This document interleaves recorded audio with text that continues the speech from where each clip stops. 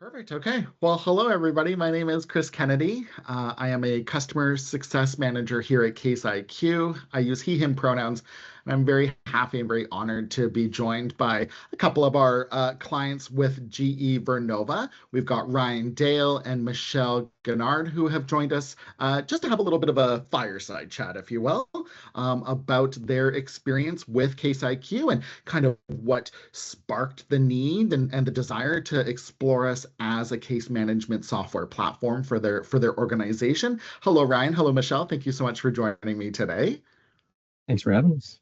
Thanks, Perfect. So Chris. Ryan, yeah. So Ryan, I'll pass it to you if you don't mind. Tell the people a little bit more about you and maybe a little bit more about GE Vernova if they're not familiar with the name. I'm pretty sure we all recognize the logo, but maybe just a little bit more about the organization. Sure. So Ryan Dale, Deputy Ombuds Leader at GE Vernova. My role is both managing cases, but also leading the functional side of the Case IQ implementation. GE Vernova was the last spin-off of the General Electric company as they decided to break up the company from a conglomerate model into the standalone industry-specific companies. So we're the electrical generation equipment and services side of all of that.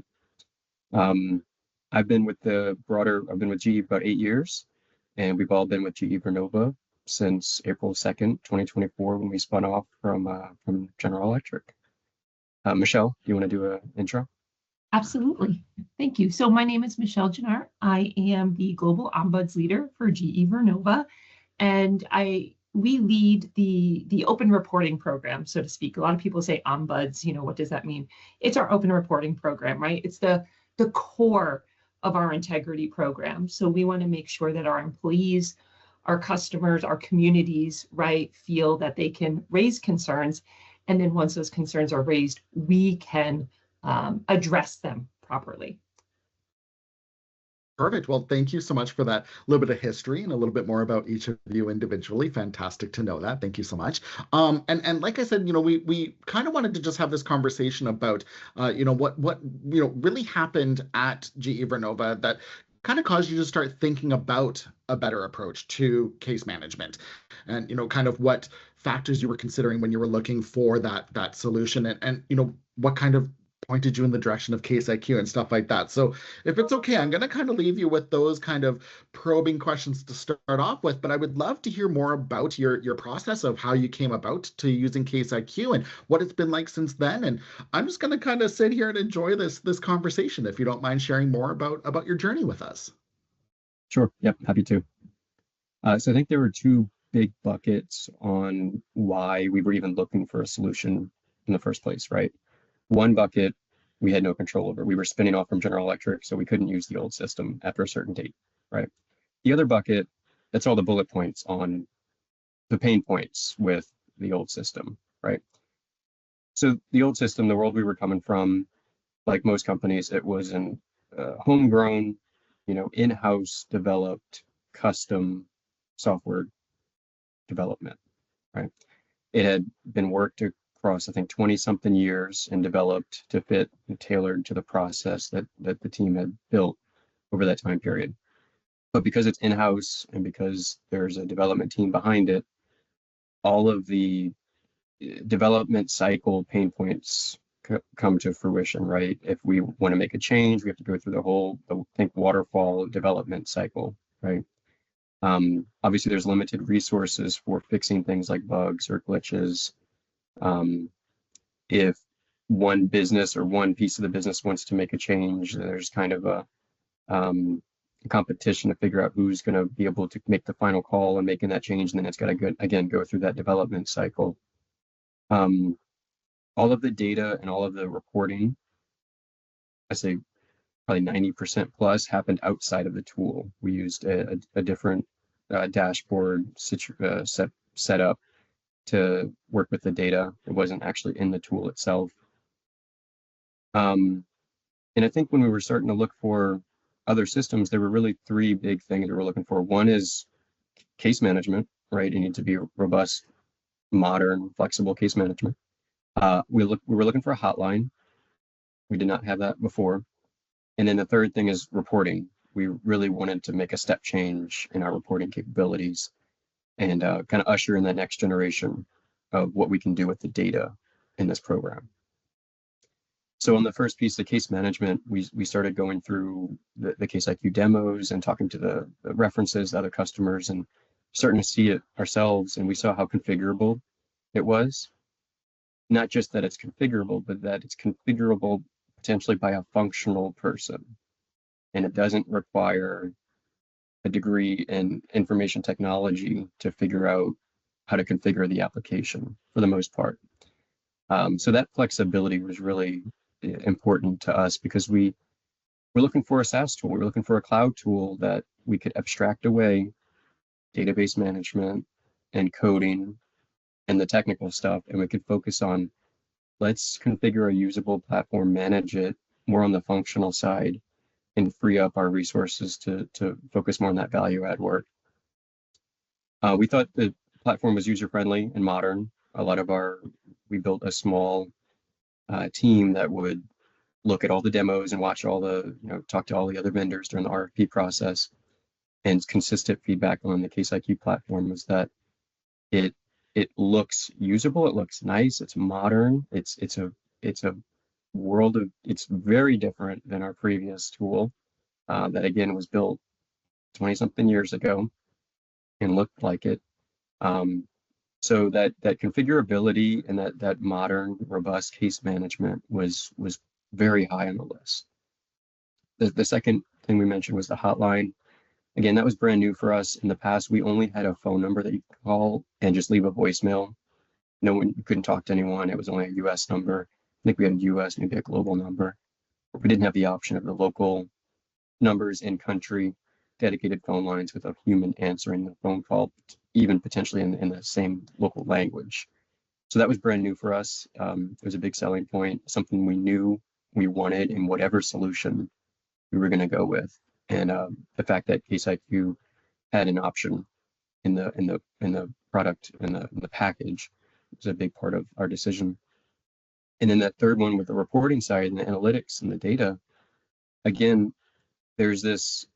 It might be aspirational for certain functional groups, but there is a roadmap for having functional people configure certain reports or use certain reports, which is very different than the world we were used to, where if myself or an investigator or a case owner wanted to make a change to data, they would have to go through an entire requirements gathering phase and test, build phase, testing phase, validation, all that kind of stuff. Whereas having Yellowfin embedded in the tool makes that process very different in Case IQ. We were really interested in some of the automation capabilities within Yellowfin, things like broadcast, right? The ability to set a schedule to send out data or reports on a certain frequency. We just started using some of that stuff, and we have a whole wish list of things that we're going to be building over the next few months to really use that broadcast functionality and free up the time that would have been spent going in, exporting data, making a pivot table or a chart, and then sending it to people.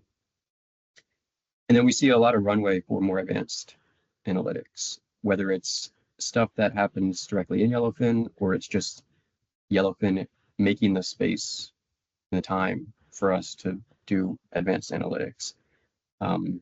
We have a broader, I would say, compliance-wide, initiative to do more with data.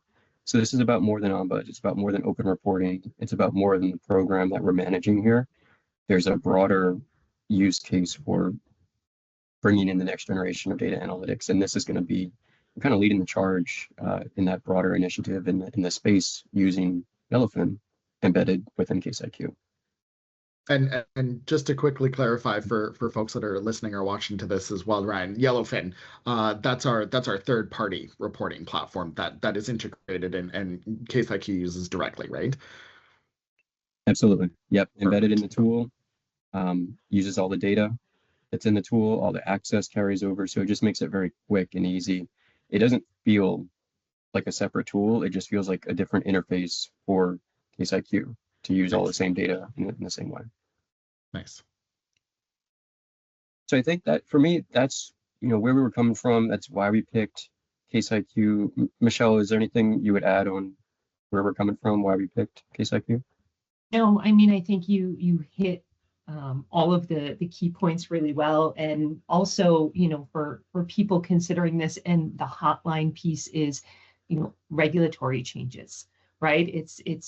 We're finding, the regulatory landscape is changing, and we're using Case IQ to help us, ensure that we're compliant with different regulations.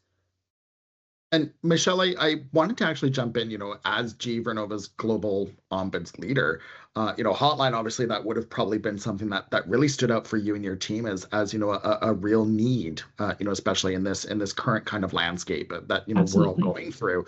Um, from what you've heard so far from the various team members and colleagues throughout the organization, how's that been received? What's their feeling and feedback about that? And, are they excited may not be the right word to use when we talk about speak up culture, but are they receptive to having that additional avenue for reporting purposes? Absolutely. So when we talk to our chief compliance officers within our businesses, or our business ombuds leaders, this was a huge win for us, right? It's people just have another avenue. You want to make sure they raise concerns, and they may be nervous in doing that, but now they can speak to someone outside of our company, right, in their own native language for many of these circumstances. Now, since this is brand new for us, we haven't had a huge uptick. And again, we've only been live now for a couple of months, so we're not seeing a huge influx of usage, but we are seeing usage. And, we're going to have a couple of sort of big communication events coming up soon around these changes we've made. So we spoke about the hotline, but the web portal where folks can submit concerns.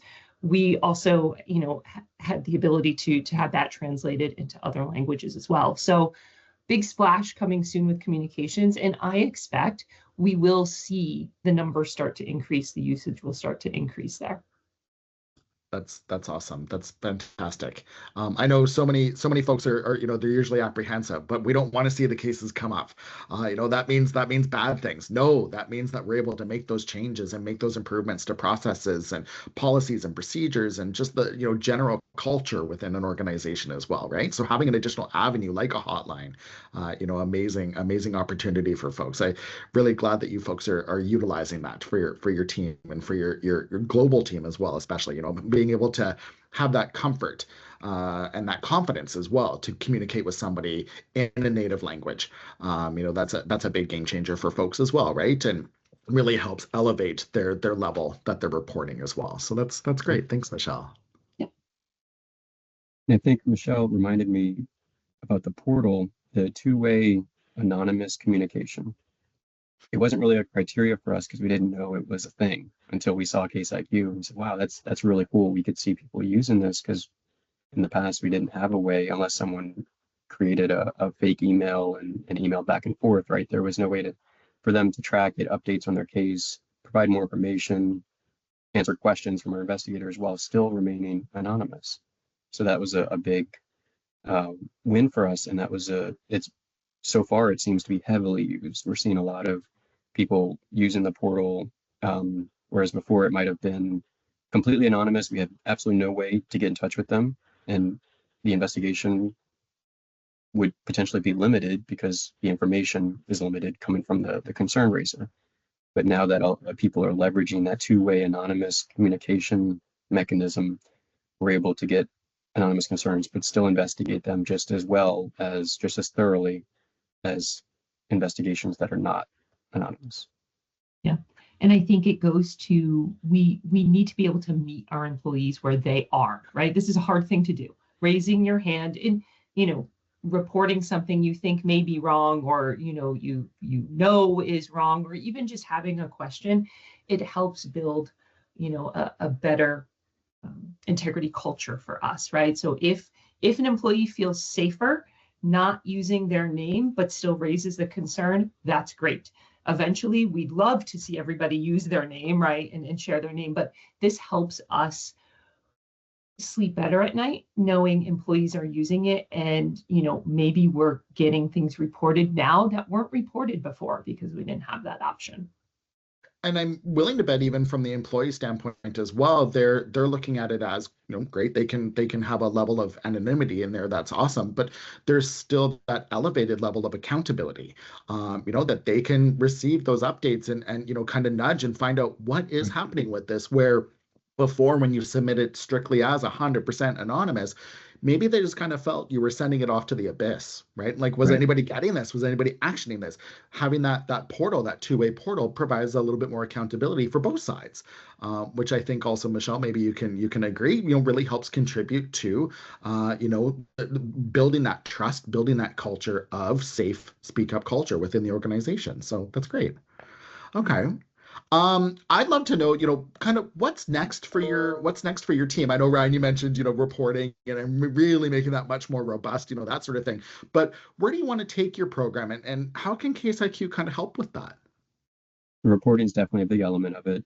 We'll have a number of operational use cases that we're building out to help with the day-to-day work and the day-to-day management of the program.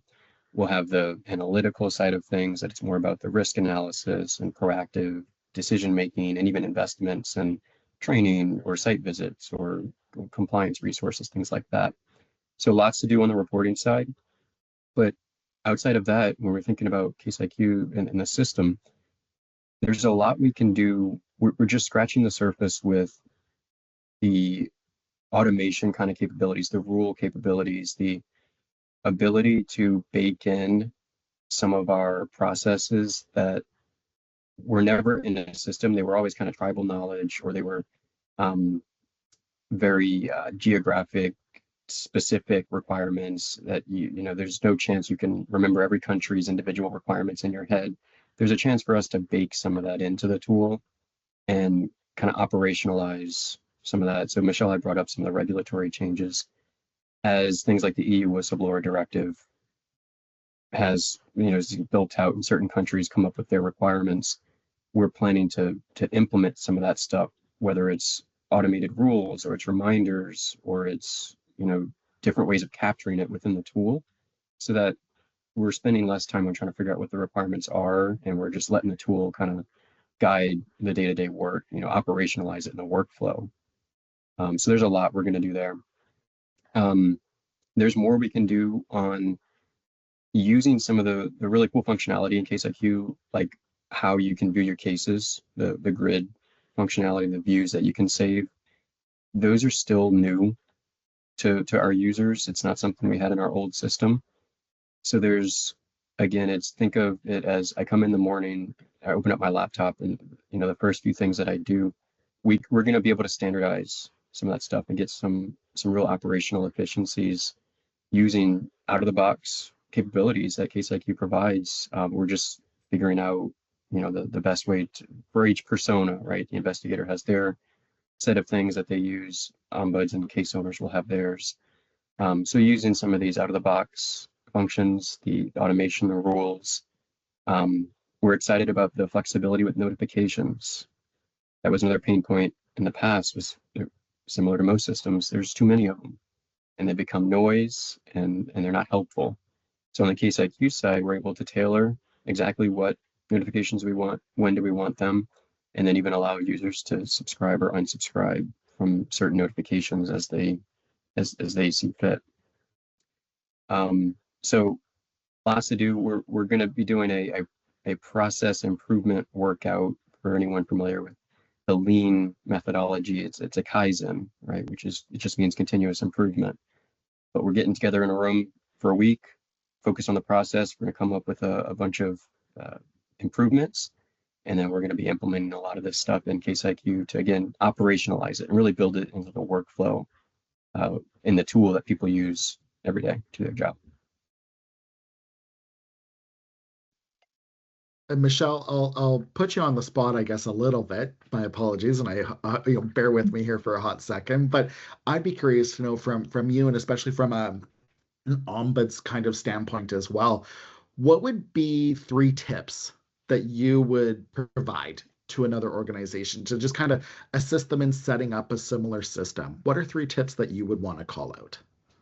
Yeah, assemble the right team, right? And I think we said this a couple of times. So, we had the right mix of people, right? You always have your, antagonist, right? And you want to make sure you have the person who has, who has been engrossed in the process for a while, right? Because they're going to bring, well, we tried this before and it didn't work, and here's why. But that doesn't mean we can't, make adjustments and try it again. And you always want your fresh eyes, right? So we commented a few times that we had the right team together. We had different users. So we had an investigator on the implementation team, Ryan and myself. We had an ombuds person on the investigation team. So it's assemble the right team. I think that is critical. And that's what we did. Communicate to the users often as well. So we have probably about 40 licensed users in the tool, which is not practical to have on all of the calls, right, for the implementation, but it's change. And some of these folks had been using the old tool for almost the full 20 years it was implemented. So you need to manage the change aspect of it. So we would also have regular weekly calls with the broader team. We did a lot of work around training, and we did it early. So, we had a pretty, what I'm going to say, it's a pretty quick implementation, right? And the more eyes you have on things to catch, little tweaks that we can make before we go live was critical. Man, that's only 2 tips. You're going to ask me for 3. Ryan, what did I leave out? Goodness. I think for those customers that reporting is very important to them, similar to us, I think building a system, always keeping that in mind, it was really helpful for us, because it was just, as a first principle of making decisions while configuring the system, we always asked, how does this affect reporting? And it helped us see around corners. And it's not perfect, of course, you're not going to see around every corner, but keeping the reporting side in mind was a big part of our decision making on how do we build this field, that field, required or not, this form, etc. Nice. That's awesome. I love those tips. Those are ones I kind of want to send out to all my clients, right? And it was great reminders as well, as you kind of look to build out your platforms more and make them a little bit more robust. Those are great things to keep in mind. So thanks so much for sharing those. I want to say a great big huge thanks to you both. I know this is a a good chunk of time to try to cut out of your day. I know that we're all very busy in the things that we're doing and building out your platform, stuff like that. But I really appreciate it, and your thoughts and your insights and your vulnerability of sharing, what kind of got you to where you were and how and what you needed and how you moved on from that. So thank you so much for carving out the time to come and chat with me today. I really appreciate it. Absolutely. Happy to. Wonderful. All right. Well, Ryan, Dale, Michelle Gunnar from GE Vernova, thank you so much for joining me and our Case IQ listeners here today. Really appreciate it. And look forward to continuing to work with you both even more over the coming months and years. Awesome. Thanks so much, Chris. Appreciate it. Wonderful. Thank you both so much. Take care.